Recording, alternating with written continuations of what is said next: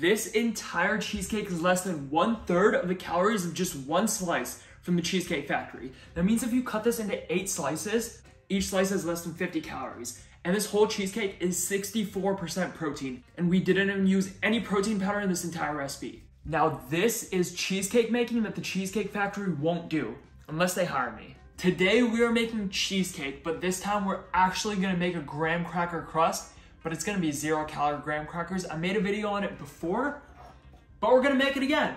Get yourself a small bowl and some oat fiber. We're gonna need 25 grams of oat fiber. This stuff is 0 calories. It is oats turned into fiber without any of the calories. I like to do everything in just one bowl. Now's a good time to preheat your oven to 300 degrees. I think graham cracker crusts deserve a little bit of cinnamon, so I'm just gonna put a pinch in, and a pinch of salt never hurt anyone. Also, 30 grams of erythritol. We need the cheesecake crust sweet. Graham crackers are sweetened, this is not until now. I think cheesecakes might be one of my favorite desserts. I absolutely love cheesecake so much. You don't know how high calorie Cheesecake Factory cheesecake slices are until you actually look it up, and then you just want to believe that it never happened. A little bit of vanilla extract. If you have maple extract, caramel extract, toss that thing in here. It will make it way better. A tablespoon of sugar-free maple syrup to add a little bit more flavor. And then 2 tablespoons of water, or around 30 grams. Want to know how to get your steps in while cooking? Do this. You want to stop adding water when you have a really thick dough. It looks like cookie dough basically. So thick,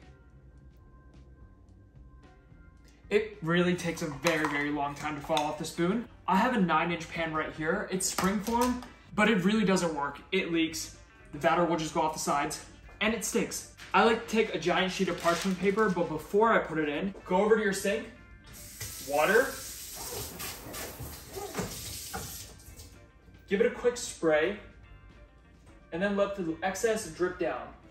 This gets the sides and the bottom wet, and that helps the parchment stick. Thank you, you guys have commented and helped me. You guys taught me this. Put some fridge clips to hold the parchment paper down. Now that the plate is holding down the parchment paper, I'm gonna trim. My oven's already singing, we gotta rush. Excess parchment paper burns in the oven, so you don't wanna just have a bunch hanging off.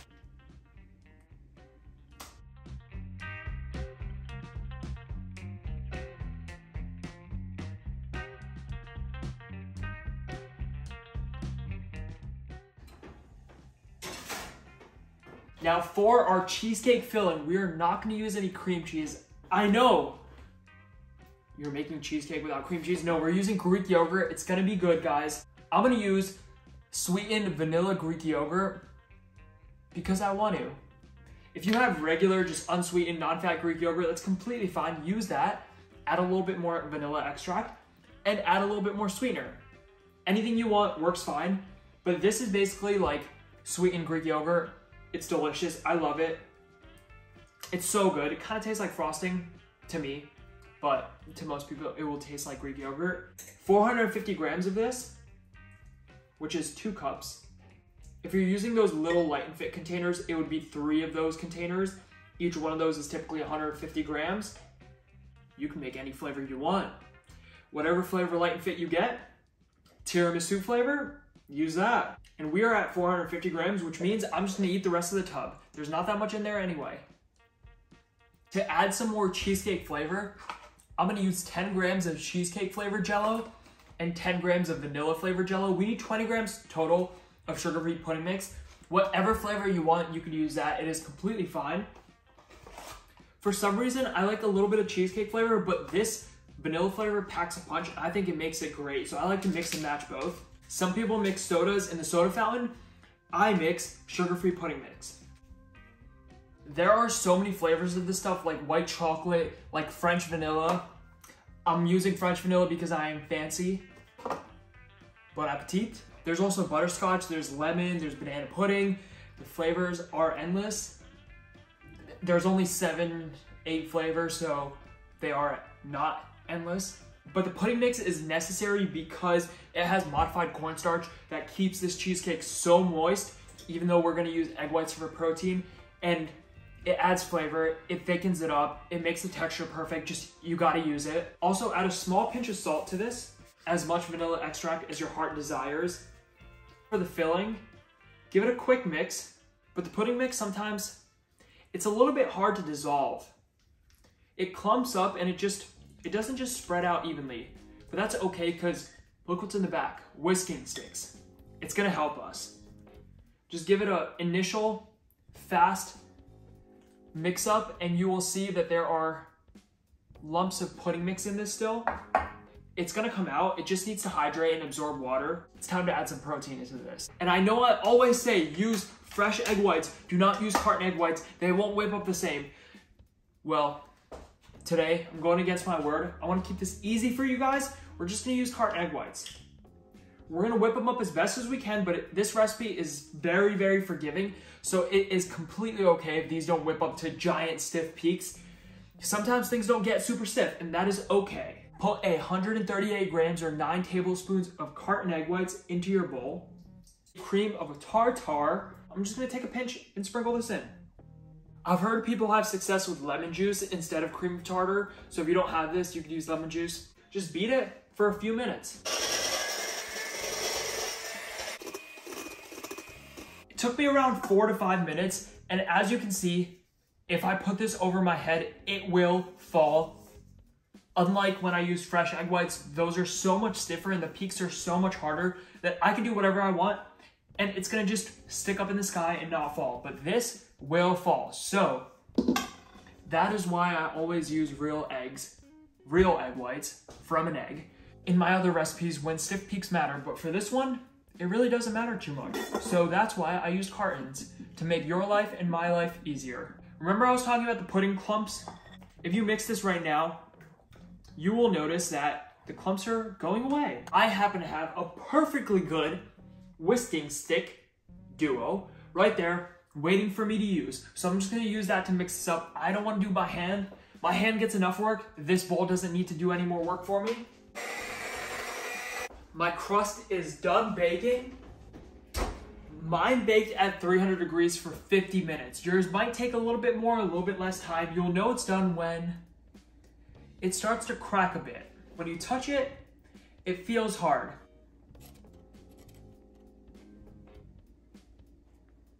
Now we're gonna let this crust cool just for a little bit. And your egg whites, again, these are not stiff peaks, so there's probably gonna be a lot of liquid egg whites on the bottom because we whipped this a little while ago. So just quickly, a 1 minute whip, get everything started up again.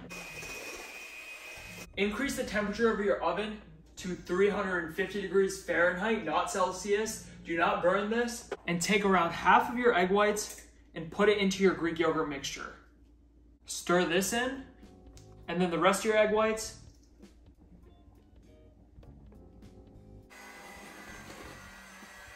We want to bake this in a water bath because we want to keep this as fluffy and as moist as possible. This thing leaks, that's why I have parchment inside, but I don't want water getting inside of this.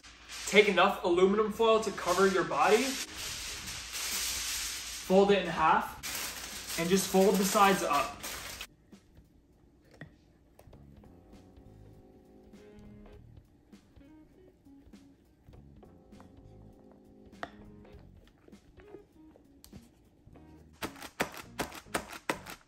Tap, tap, tap to get the bubbles out. We want this even.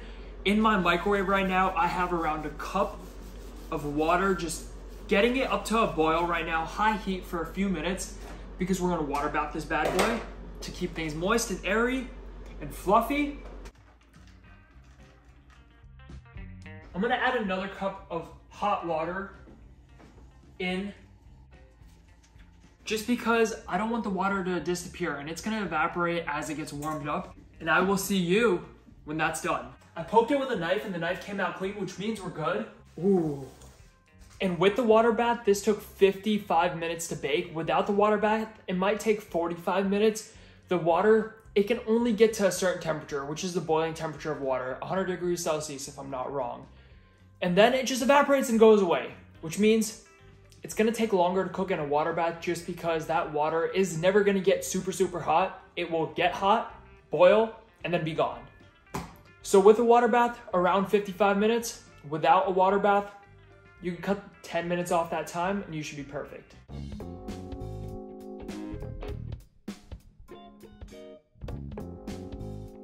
This is gonna chill on my countertop for around 1 to 2 hours, come down to room temperature, then I'm gonna toss it in my fridge overnight. Cheesecakes, you can't rush it. You gotta be patient, trust the process. Tomorrow morning, we're having cheesecake for breakfast. Good morning, breakfast cheesecake. It's not actually a breakfast cheesecake, but guess what? I'm 22 now, so I can have dessert whenever I want. I'm gonna start my day with it. That is beautiful. Perfectly cooked. Look at my food presentation skills. Raspberries on top, because I want to. I made some coffee, because it pairs perfectly with cheesecake.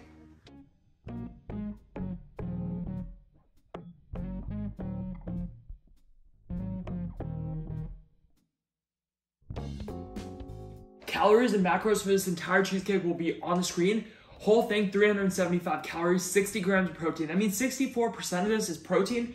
We didn't even use any protein powder in this entire thing. Each slice, if you cut this into 8 slices, is 50 calories, but guess what? I'm not cutting anything into 8 slices. This is 1 slice to me. Let's say you cut it into 4 slices, still under 100 calories a slice.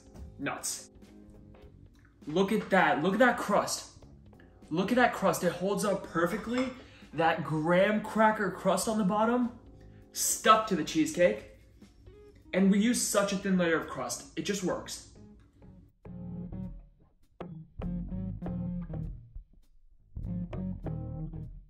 You saw the crust. It is literally stuck to the cheesecake. Let's try it. Look at that bad boy. 50 calories for this whole piece. Less than 50. Graham cracker crust on the bottom. Fluffy cheesecake on top.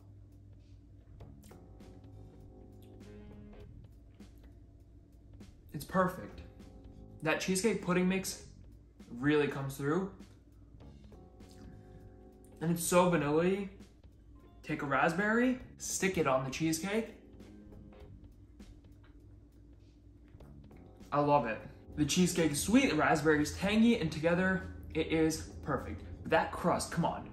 Such a thin layer of graham cracker crust, and it just perfectly sticks.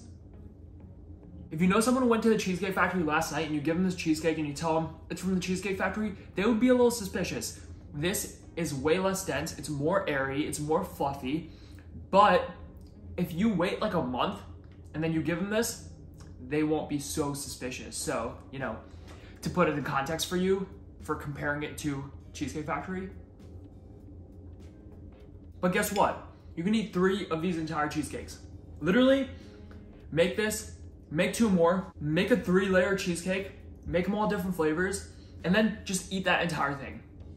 That is equivalent to eating 1 slice from the Cheesecake Factory. Thank you for watching this video. Give it a like if you liked it, subscribe if you're new. Let me know your favorite cheesecake flavor down below, and if you want me to make that, I will. And I will see you in the next video.